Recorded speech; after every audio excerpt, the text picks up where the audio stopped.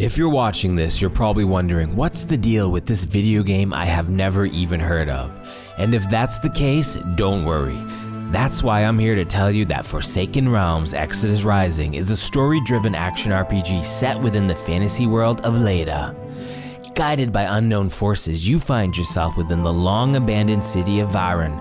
Off limits to all but a few, Varen harbors dark secrets.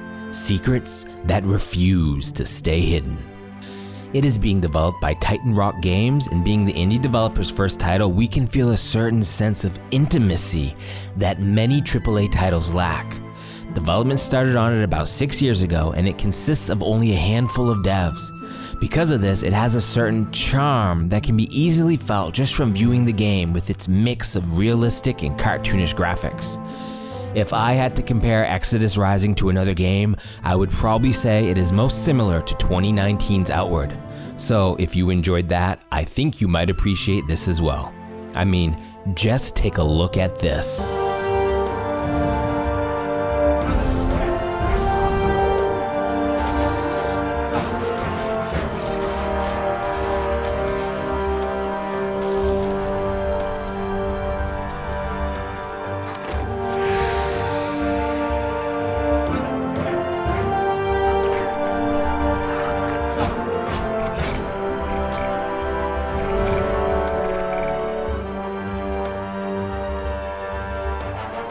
This definitely has potential, y'all. I'm telling ya, keep an eye on this one.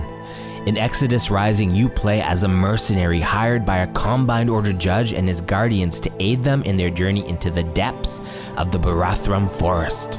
Along the way, you'll traverse a fantastical world across different biomes and locations. You'll trawl the depths of Varen's abandoned ruins as you uncover lost secrets, plunder abandoned treasures, and reveal the threats the city's long-forgotten history holds, and get lost in mushroom forests, succumb to the cold of the frozen wastelands, and much, much more. Throughout your journey, you will discover an array of diverse weapons and clothes to tailor your character to your own playstyle.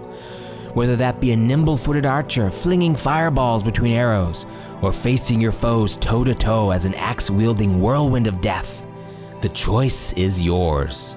Exodus Rising originally took a more linear approach, however, and only recently the devs have decided to go more open-ended with the game's world and level structure. Initially, when you were in a new area, you had a mandatory story quest which had to be completed before you were able to freely explore the rest of the area.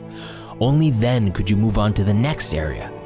In doing so, the developers realized that this made it difficult for some players to have total freedom over their character builds, because some items required for certain builds would be locked away until nearly the end game levels. But this new open-ended approach, which allows users to have free roam of basically the entire map as soon as you reach a base camp early on in the city. This is big for me. As you guys know, I love to get lost in video games. Exploration is my #1 favorite thing in any game, and this change alone put this game straight and center on my radar, and is probably the main reason I decided to make this video in the first place. Another change that came about around the same time as the devs moving to a less linear approach to the game is the inclusion of a skill tree. Originally, you had to find skills scattered throughout the world, which is exactly why certain builds were difficult due to the more linear design the game had. I don't mind either way, as long as the world is fairly open, although I know some areas of the game would inevitably be more difficult than others, so players wanting to try for a specific character build would have had a more difficult time if they hadn't decided to implement the skill tree.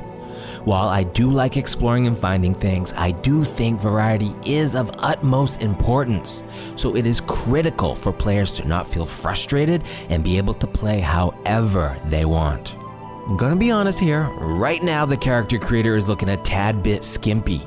It appears to be as wide as an ocean, but possibly as deep as a puddle. But I honestly don't mind too much.